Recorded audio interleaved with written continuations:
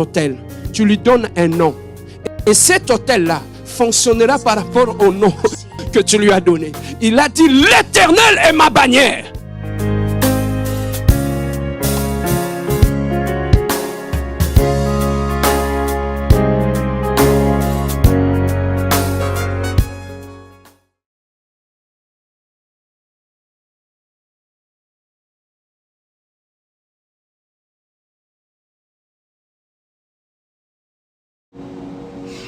Shalom, bien-aimés dans le Seigneur. Vous êtes bel et bien sur ce podcast du pasteur Serge Bia, le pasteur leader de l'église La Compassion Divine ECD de Montréal.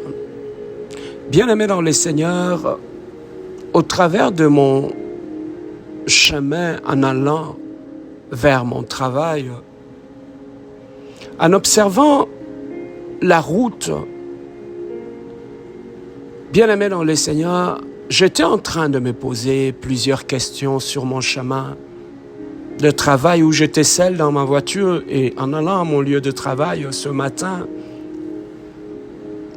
Bien-aimé dans le Seigneur, dans le livre de Proverbes, chapitre 27, verset 12, la Bible nous dit « L'homme prudent voit le mal et se cache. Le simple avance et sont punis. » Bien-aimés dans le Seigneur, la Bible nous demande d'être aussi prudents dans la vie. Lorsque nous allons dans la Bible, dans le livre de Proverbes, chapitre 16, verset 20, la Bible nous dit, c'est lui qui réfléchit sur les choses, trouve le bonheur. Et celui qui se confie en l'Éternel est heureux. Lorsque Dieu nous avait créés, bien-aimés dans le Seigneur, Dieu avait placé l'homme entre deux environnements.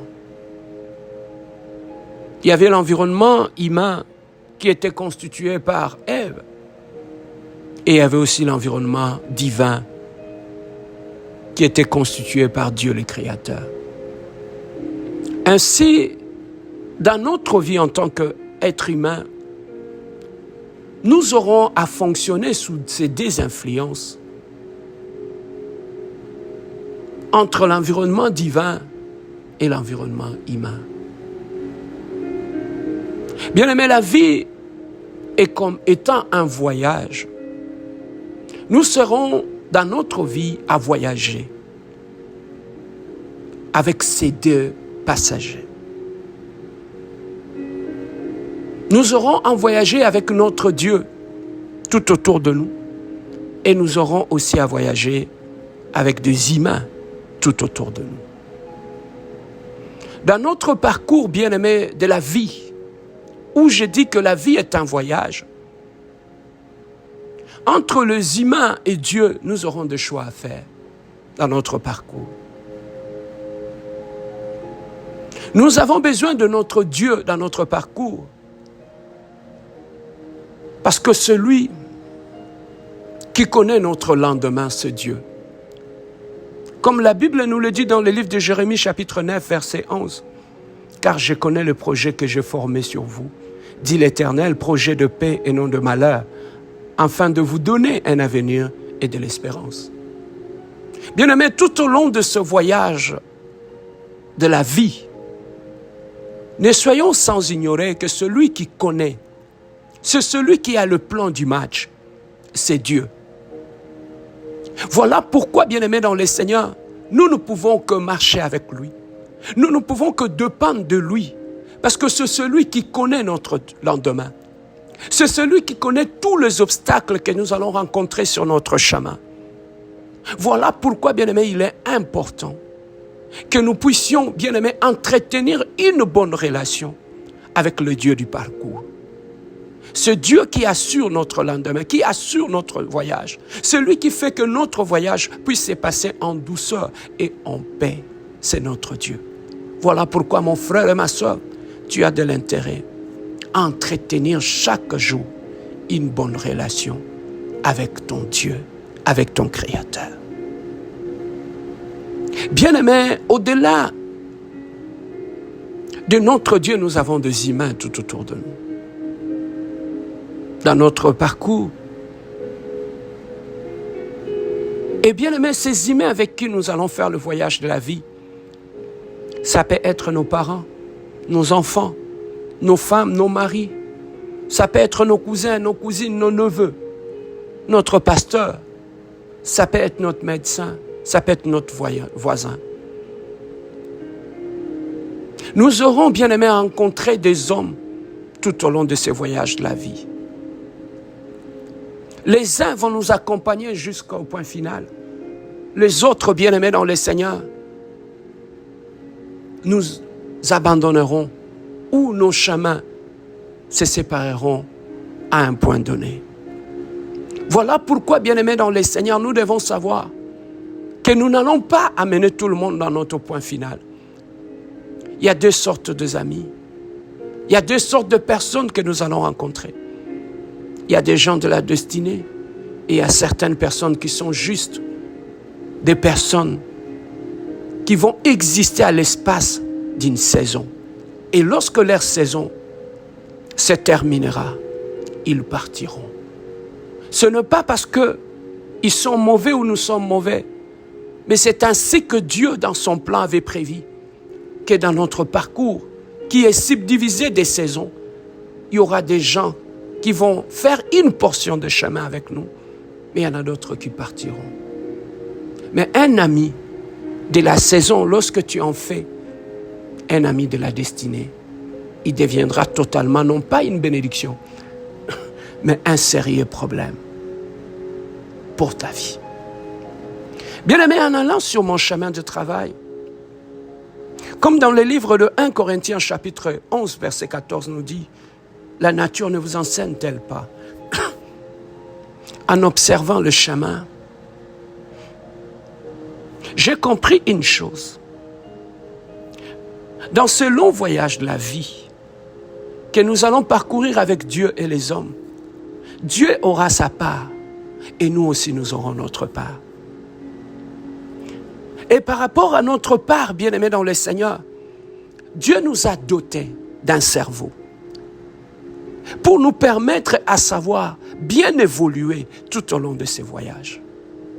Mais lorsque cet outil que nous appelons le cerveau, nous avons du mal à l'utiliser, bien-aimés, nous aurons de sérieux problèmes dans notre parcours.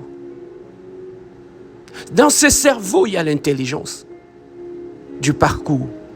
Dans ce cerveau, il y a la sagesse du parcours. Dans ce parcours de la vie, bien-aimés, nous aurons à prendre des décisions et à vivre des conséquences des décisions. Voilà pourquoi il nous faut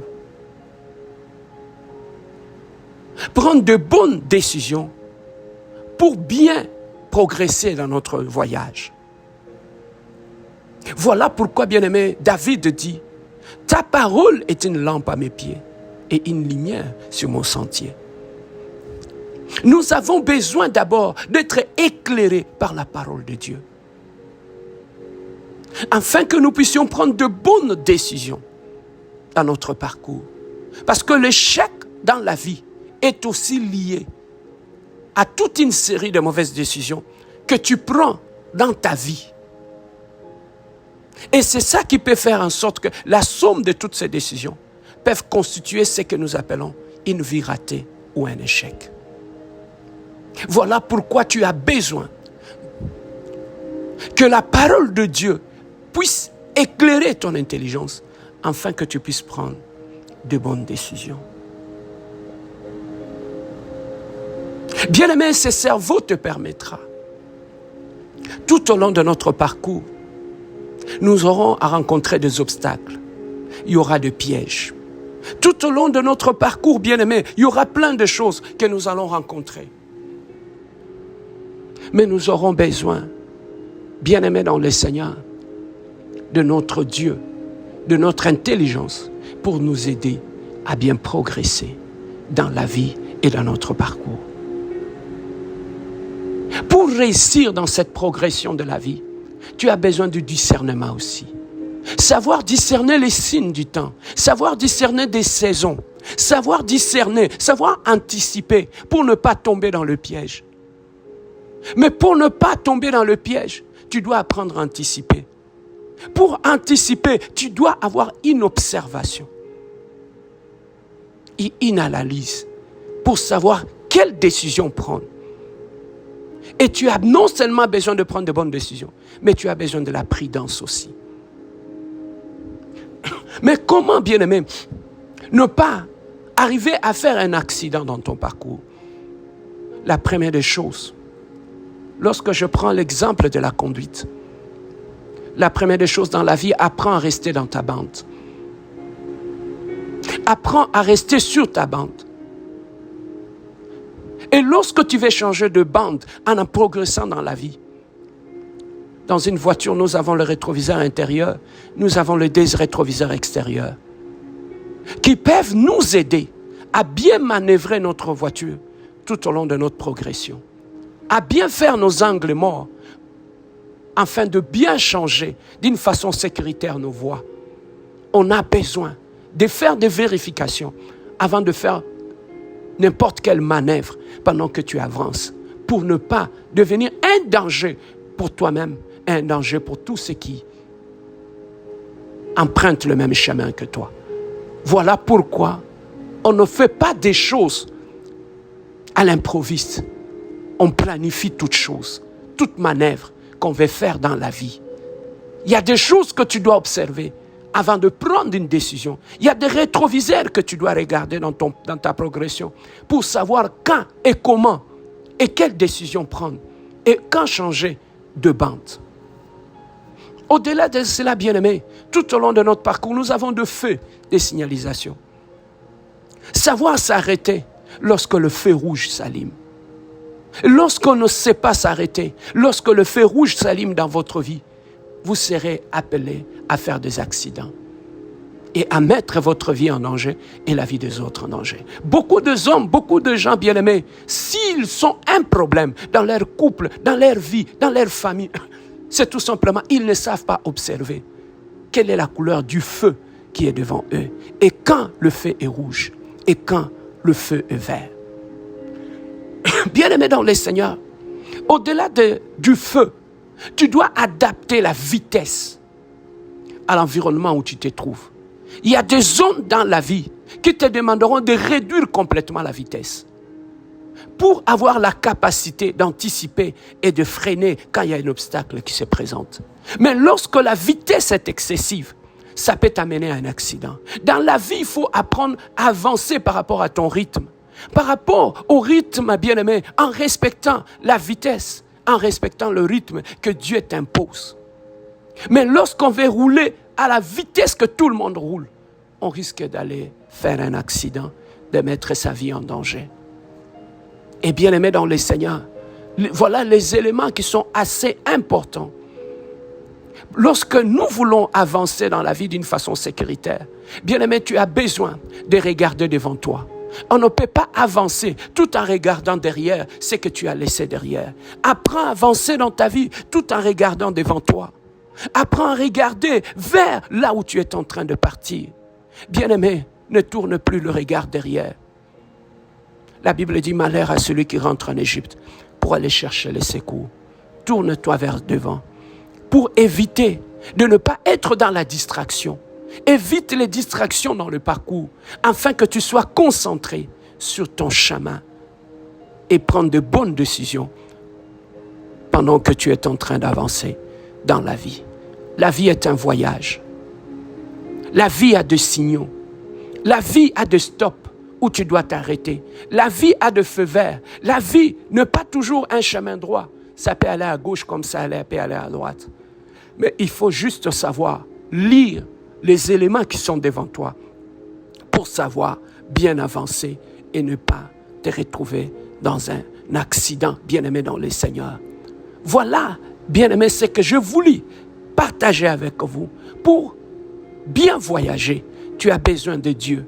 Pour bien voyager, tu as besoin de ton cerveau. Pour bien voyager, tu as besoin de la parole pour t'éclairer Pour bien voyager, tu as besoin d'un jugement. Pour bien voyager, tu as besoin d'une concentration. Pour bien voyager, tu dois éviter les distractions sur ton chemin afin d'atteindre ton point d'arrivée. Oui, bien-aimé dans le Seigneur, voilà ce que le Saint-Esprit m'a enseigné sur mon chemin en allant vers mon lieu de travail que je voulais partager avec toi, bien-aimé dans le Seigneur. Le chemin de la vie a 2 règles que tu dois apprendre à respecter. Il y a des situations que tu dois apprendre à anticiper. Et lorsque tu la mettras en pratique, sachez-le que nous avons un Dieu qui nous assure dans le parcours. Comme David dit, il m'est conduit vers le vert pâturage et dans les eaux paisibles. Même dans la vallée de la mort, l'ombre de la mort, je ne crains aucun mal, car ta louette et ton bâton me rassurent. La louette et le bâton, ce sont les instruments pour canaliser, orienter les brebis. Bien-aimé dans le Seigneur, que Dieu t'aide à voyager d'une façon sécuritaire, responsable et en paix. Mais n'oublie pas que tu as le volant de ta vie. Tu as ta femme dans ta voiture. Tu as des enfants dans ta voiture. Leur vie dépend des décisions que tu prends. Donc, tu n'as pas droit à l'erreur dans la vie. Lorsque tu es parent, lorsque tu as des enfants avec qui tu conduis dans ta vie, lorsque tu as une femme, lorsque tu as un pasteur, lorsque tu es dans la famille, tu es une grande sœur, tu as un grand frère, tu as 2 frères et 2 sœurs tout autour de toi. C'est toi qui as le volant. Tu n'as plus droit à l'erreur, tu n'as plus droit à la distraction, tu n'as plus droit à l'émotionnel. Tu dois te concentrer, le focus sur ton chemin afin d'amener tous ceux qui sont tout autour de toi jusqu'à bon port. Que Dieu vous bénisse. C'était votre serviteur, le pasteur Serge Biya, le pasteur leader de l'église La Compassion Divine et CD de Montréal. Que Dieu vous bénisse.